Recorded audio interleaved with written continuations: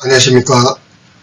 세남의 첫 번째 이야기, 심리도시 이야기입니다. 세남의 채널에 찾아주신 구독자님께 진심으로 감사드립니다. 구독자님으로선 세남의 이야기를 듣고 싶어서 방문했을 것으로 생각합니다. 아마도 세남의 결혼, 이혼, 재혼, 사문 이야기, 별별 이야기, 드라마보다 더 드라마틱한 이야기가 있지 않을까 기대하는 마음으로 본 채널을 두드렸을 것으로 짐작합니다. 그 점에 대해서는 염려 안 하셔도 됩니다. 드라마에서도 볼 수 없는, 드라마에서도 느낄 수 없는 그런 이야기가 준비되어 있습니다. 그러려면 들을 귀가 있어야 합니다. 제 이야기를 들으려면 선지식이 필요하다는 것입니다. 그 귀를 여는 이야기를 먼저 할까 합니다. 변호사가 말 잘한다고 변호사가 될 수 없듯이 말을 잘한다고 해서 인간관계를 잘할 수 있는 것은 아닙니다. 인간관계를 잘하려면 인간에 대한, 관계에 대한 지식이 필요합니다. 참으로 많은 지식이 필요합니다. 그렇다고 해서 우리가 그 많은 지식을 공부하기엔 우리에겐 시간이 없지 않습니까?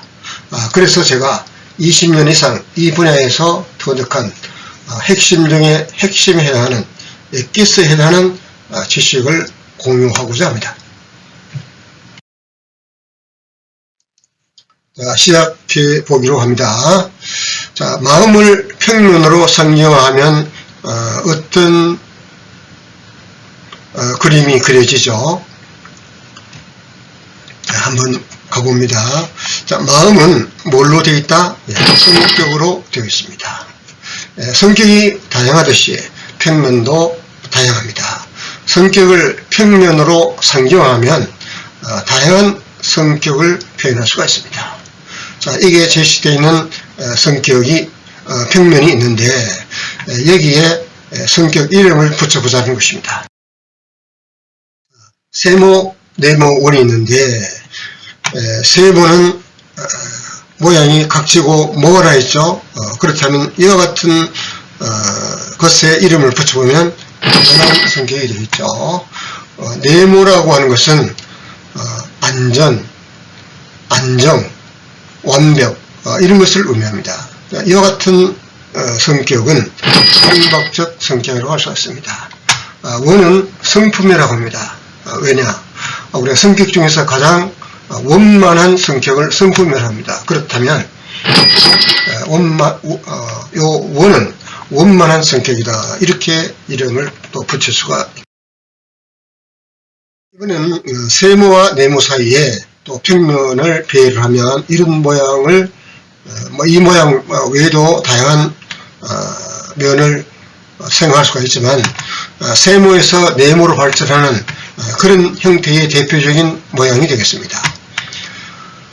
요거는 어떻게 붙이면 좋을까요? 모난 성격은 우리가 알다가도 잘 모를 성격을 가지고 있죠. 그래서 알다 모를 성격. 자, 요거는 세모를 닮아 있기도 하고 네모를 닮아 있으니까 먹 같습니까? 예, 먹 같은 성격이다, 이렇게 이름을 붙일 수가 있습니다. 이번에는 네모와 원 사이에 또 평면을 이런 형태의 배열을 할 수가 있습니다. 두 번째는 아직 네모를 좀 많이 닮아 있고, 세 번째는 네 번째인 원을 많이 닮아 있습니다.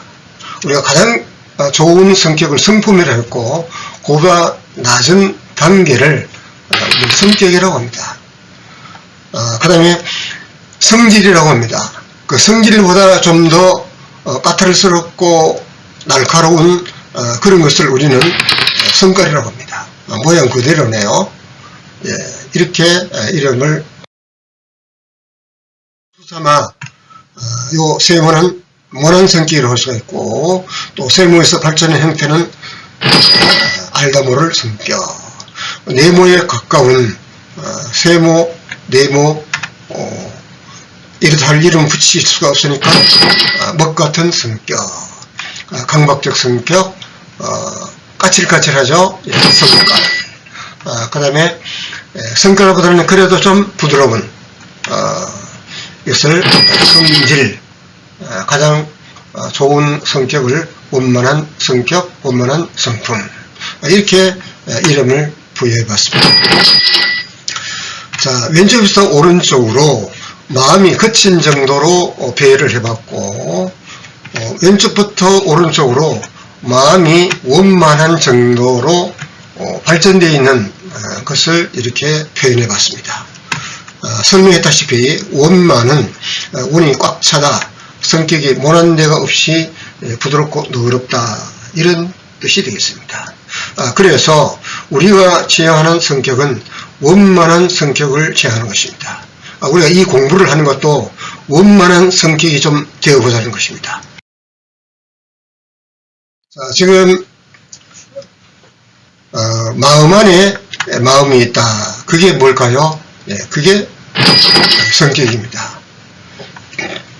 마음을 이렇게 둥글게 표현해 놨잖아요. 마음을 왜 이렇게 표현했을까요? 자, 이것을 우주를 나타내는 겁니다. 우리가 마음이라는 것은 참 우주와 같은 데가 있죠. 넓기도 하고 깊기도 하고, 또 더구나 이렇게 원형태의 마음은 원만한 마음이다, 이렇게 우리가 또 이름을 붙여봤습니다. 마음 안에는 성격이 있다고 했는데 다양한 성격이 들어있네요. 거기에 별난 성격도 있고 이상한 성격도 있습니다. 이 이상한 성격 하면은 에피소드가 하나가 있어요.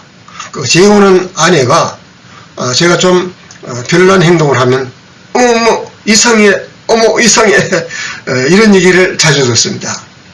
처음에 들을 때는 매우 기분이 안 좋고 상처가 됐는데 자꾸 들으니까 내가 정말 이상한 성격이 있나, 그렇게 봤더니 적어도 아내의 눈으로 봤을 때 제 성격이 이상하다는 것을 좀 인정하게 됐고, 더 깊이 내 자신의 성격을 바라보니까 정말로 이상한 성격이 있었어요. 그런데 이 이상한 성격을 점점 그 훈련과 노력으로 있을 좀 이상한 성격을 좀 많이 다듬을 수가 있었습니다. 아마 우리 모두에는 이 다양한 성격이 있는데 그 중에 어떤 성격이 가장 두드러지게 있나, 거기에 따라서 뭐 성격이 이렇다 저렇다 이해할 수 있을 것 같습니다. 자, 성격과 성격이 부딪히는 것은 성격 차이 때문에 그런데요, 성격과 성격이 부딪히면 성격이 마음 안에서 바깥으로 드러납니다. 자, 이렇게 드러나고 보니까 이 다양한 성격이 바깥으로 돌출되는 것을 볼 수가 있죠. 그래서 성격 차이로 인간관계가 부딪히게 되는데, 이를 극복하기 위해 우리는 무엇을? 심리소식을 공부합니다. 자, 성격의 부딪힘을 한번 생각을 해 봤는데요. 우리가 강박적 성격과 성깔 있는 성격이 부딪히면 어떤 모습이 될까요? 이 강박적 성격은 완벽을 추구하기 때문에 좀처럼 밀려나지가 않죠. 예, 성깔 있는 성격도 한 성격이기 때문에 뭐 남한테 좀처럼 지지 않는 그런 성격입니다. 이 두 성격이 부딪히면 어떤 모습이 될까요? 아마 불꽃이 튀긴다, 이렇게 생각하면 될 것 같습니다. 별난 성격과 이상한 성격이 부딪히면 어떤 그림이 나타날까요?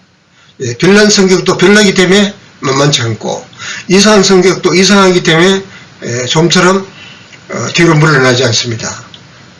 그래서 이 별난 성격과 이상한 성격이 부딪히면 이거는 아주 장관을 이룰 것입니다. 아마도 이런 경험을 했을 걸로 생각합니다.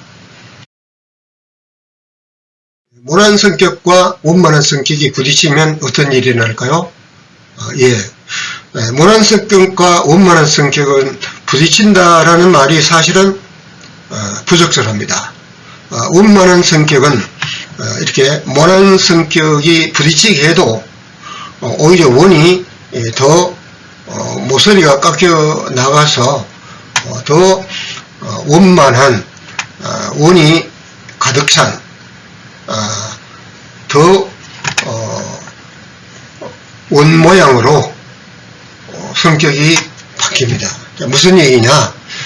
우리가 인간관계를 하다 보면 모난 성격에서부터 별난 성격, 이상 성격, 별의별 성격을 다 만나는데 이 원만한 성격은 이와 같은 것을 다 흡수하고 받아들여서 오히려 자기가 가지고 있는 모난 성격이 잘 다듬어져서 점점 더 원만한 성격으로 바뀌어진 것입니다.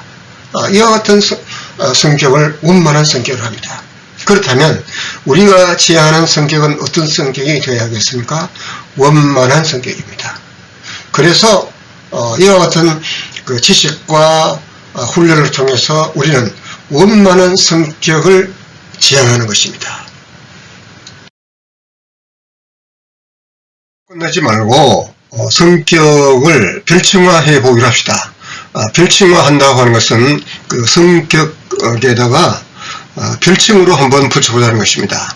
모난 성격은 어떤 별칭을 붙이면 될까요? 네, 성격이 모나 있으니까 뾰족이라고 하면 될 것 같네요. 알다 모를 성격은 변덕스럽죠. 네, 그러면 변덕이라고 붙이면 될 것 같습니다. 먹 같은 성격은 성질이 좀 랄 같죠. 네, 그렇다면 지랄이. 강박적인 성격은 좀 굉장히 깐깐하잖아요. 그러면 깐깐이라고 붙이면 될 거예요. 성깔 있는 사람은 성질이 뭐하다, 까칠까칠하다고 해서 까칠이. 우리가 성질 있는 사람은 성질을 어떻게 내죠? 버럭버럭 내죠. 그렇다면 버럭이가 좋겠네요. 그 다음에 원만한 성품은 어떻게 붙이면 좋을까요? 자, 이 원만한 성품은 별칭을 붙이자면 참 많겠습니다만은 우리 채널에서는 이것을 수존이라고 별칭화되어 있습니다. 수존이라고 하는 것은 있는 그대로 수용하고 있는 그대로 존중하는 매우 인격적인 그런 캐릭터를 말합니다. 참 마음이 부드럽고 겸손하며 인간관계를 매우 원만하게 하는 그런 캐릭터가 되겠습니다. 자, 그렇다면 우리 안에는 이와 같은 인물, 별칭, 캐릭터가 과연 어느 정도 있을까요? 사람에 따라서 어느 캐릭터가 많이 있느냐 적게 있느냐 그 차이일 뿐 우리는 이 수존이가 많이 들어있도록 그렇게 공부하고 훈련하도록 합시다. 마음과 성격, 심리도식을 임의자하면 이렇게 표현할 수가 있습니다. 자, 마음은 원이다, 둥글다, 지구와 같다. 그래서 또 색깔로 말하면 회색이다. 겉에는 우리가 마음을 포장을 하고 살기 때문에 또 이렇게 테두리가 있다. 이렇게 설명한 바가 있습니다. 자, 그럼 마음 안에는 성격이, 각가지 성격이 들어있고, 또 성격 안에 또 뭐가 있을까요? 그게 바로, 심리 도식이 들어있습니다. 작게 표현한 원이죠. 그래서 이 관계를 보면 마음 안에 성격이 있고 성격 안에 심리 도식이 있어서 이것은 비슷한 개념이 되겠습니다. 심리 도식의 세계로 가보죠.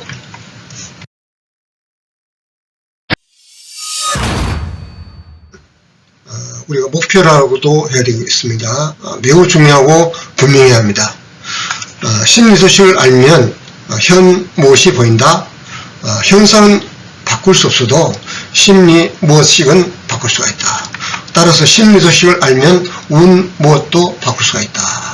자, 심리 도식을 배우는 목적이 너무나 중요하고 또 분명해야 되기 때문에 이렇게 강조하기 위해서 이렇게 준비를 해봤습니다.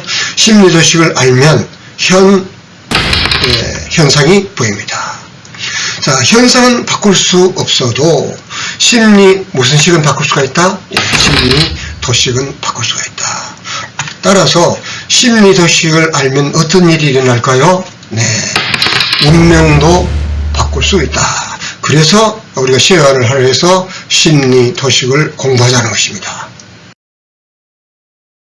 심리도식이 이렇게 생겼습니다. 왜 심리도식을 이렇게 준비를 해봤냐면은 그 심리도식은 다양한 모습이 있고 속성이 있고 얼굴이 있습니다. 그래서 이것을 이미지화하는 것은 더 쉽게 개념을 쉽게 이렇게 기억하고 정리하기 위해서 이렇게 꾸며봤습니다. 자, 그러면 좀 확대를 해서 하나하나 간략하게 보도록 하겠습니다.